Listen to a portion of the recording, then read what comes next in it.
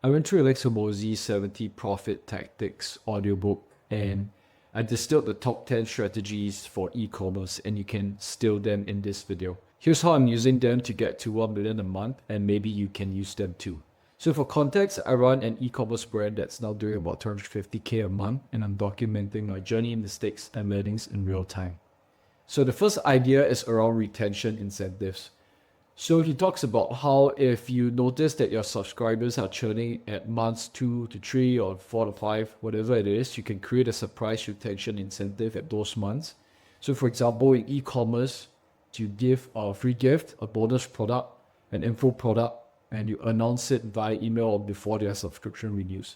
So we're testing this, or we have been doing this pretty diligently, as we noticed that with most consumer brands, the months 2 to 3 are a very delicate period where a lot of consumers would tend to hop off.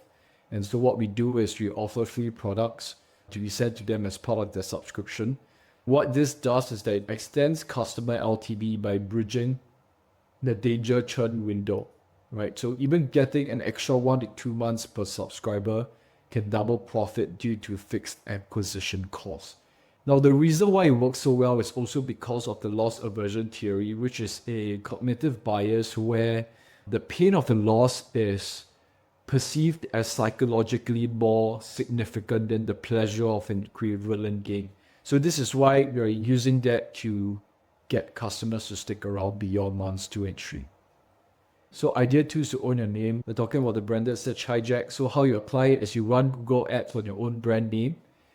For example, if a customer is searching for your brand reviews or a brand product name, you can lead them to a dedicated landing page with testimonials, more reviews, or even with a special offer. And why this works is because competitors can bid on your name and capture your warmest, highest intent traffic at a low cost. By owning a branded search, you can control the narrative and protect your customers from distractions. Now, idea 3 is the give review loop. I think a lot of consumer brands treat their reviews as a byproduct. They don't really focus on it. I think one thing that I'm really proud to say is with my consumer brand, we've been very focused on customer experience. This can be a very delicate thing. If you have read that Trustpilot review, it can affect your conversions. And I think this is something that should be focused on. So I pretty much over-indexed on this, but this frame was really interesting. So basically it talks about how you want to tie reviews to helping your team. So instead of saying, hey, can you leave a review today? You want to mention something like, Sarah from our team loved helping you today. She gets a $20 bonus if you leave her a review. Would you mind taking 2 minutes? So this, it's almost like you're asking customers to help a person out instead of helping a brand. And you can also include a surprise in shipments and then follow up with the employee bonus review also, which is this one. And this helps with stacking reviews, helping with conversions, and just building more social proof. Idea number 4 is fractal upsells. This is where he talks about increasing our pricing for the top 20%. So you want to use this for the top 20% of the customers with 5x the buying power.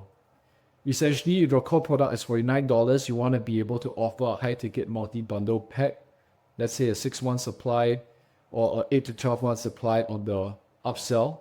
Even if only a small percentage of repeat customers take it, you're generating a lot more LTV and revenue upfront.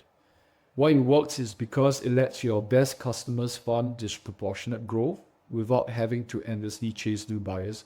And when I studied our analytics and our customers and the LTV across different cohorts, this is so true. The top 20% are the customers that are really coming back to buy. We've had customers that spend thousands of dollars with us, and we intentionally make it a point to reach out to them, to offer them like one-on-one concierge services, to offer them free gifts when we launch new products. I think that's a really good way to focus on that core customer group that is spending a lot.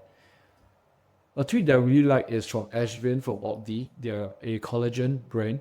I really love their work, and he talks about how he's been able to test some back-end offers with Aftersell, which is an app. What he found was that instead of starting with a small $20 add-on, he just went ahead with a $200 annual supply as the first upsell option. And even though the conversion rates dropped for this, the math worked in their favor because the AOV increase is so substantial that it drives a lot more meaningful revenue growth. So even if you do the math here, right? Let's say if you have a 50% take rate on your customers on a $20 add-on, right? So let's just say 5 out of 10 people takes the $20. You're getting a $100 revenue contribution. But let's just say if you have a 1 out of 10, right? Which is the beauty of it. On a $200 or $199 offer, your revenue contribution is $200. It's almost 2x. Right? So as you can see, even though your conversion rate is way lesser, you are still earning more revenue. And this is the entire philosophy behind fractal upsells, which is how do you offer returning customers or your best customers even more ways to buy or give you more money upfront. The next idea is risk reversal. So this is going beyond guarantees. So go beyond a simple 30-day money-back guarantee and build loss insurance into your offer or subscription. So if you don't see results in 60 days, we'll send a replacement and extend your subscription and no cost until you do. I think a good way to do it is also to maybe have some form of a success program or guarantee program where you can send them more products if they don't see results on the first 30 days. This is actually something that I learned from John Benson. One of the things they mentioned was that if you have dissatisfied customers, one of the things that you can try is to offer them more products. Even if you offer them more products and you lose money on COGS, you are not refunding that customer. And sometimes you'll be able to turn customers around because they actually try a product and they genuinely end up liking it after some time. So the another frame is you can cancel anytime and keep your first order as our gift if it doesn't work for you. So why it works is because customers are more afraid of wasting money than they are excited about potential gains. Strong risk reversals make them feel safe and confident to buy, especially on recurring products or higher price offers. So this could be especially for supplements if you're selling like 136.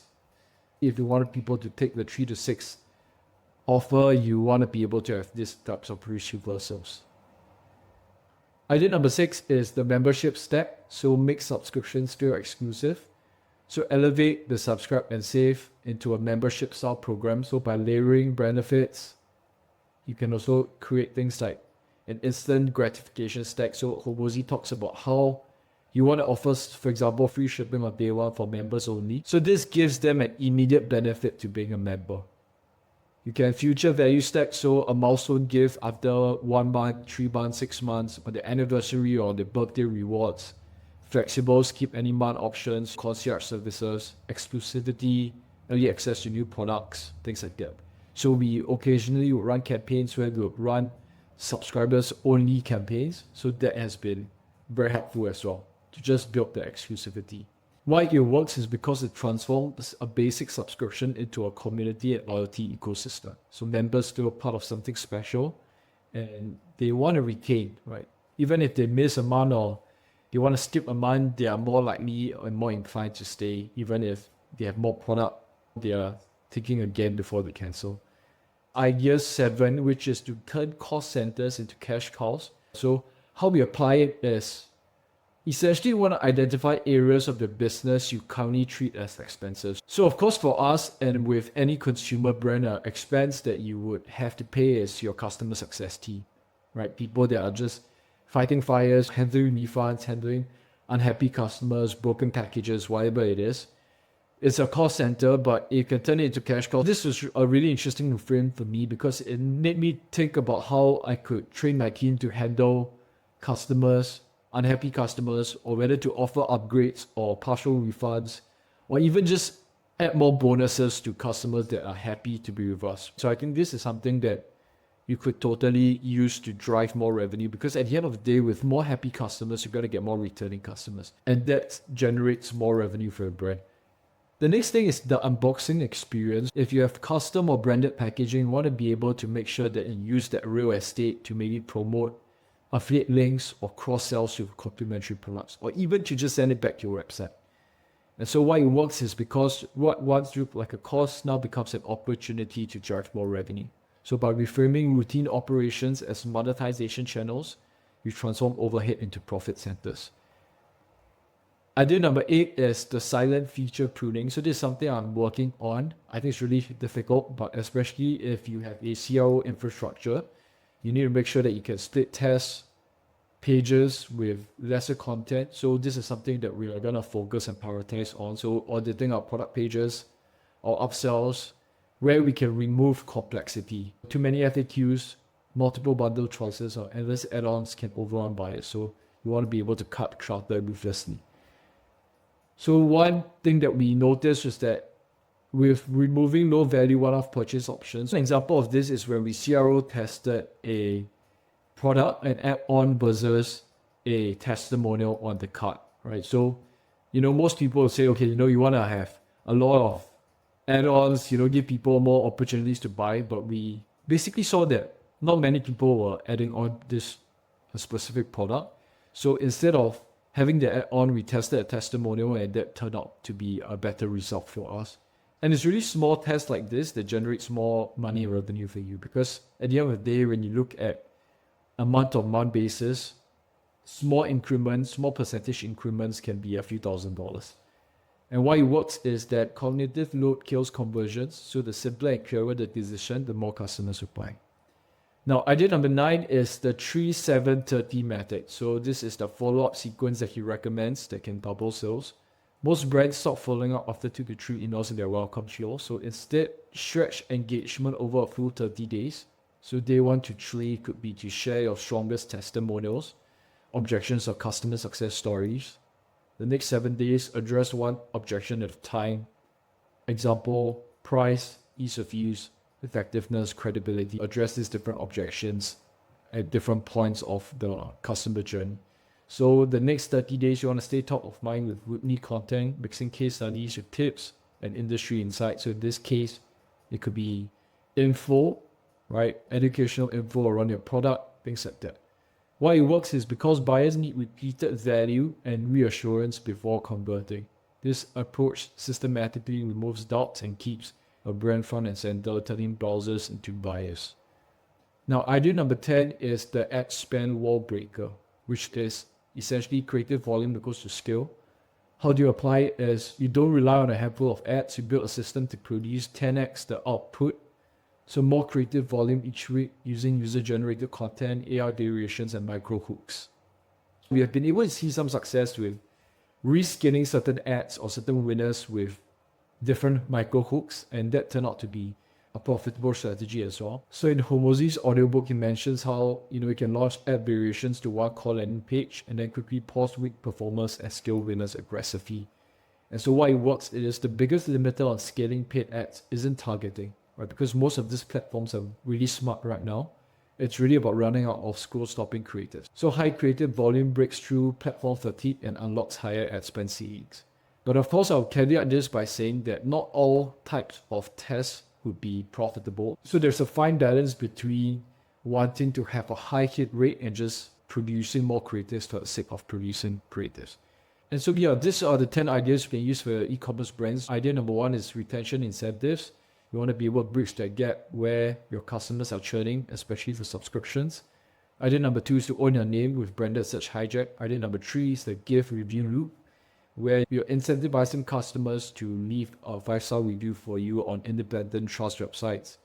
Idea number 4 is fractal upsells, where it's essentially really the power law taking place, the 80-20 rule, where 20% of your customers fuel 80% of your growth.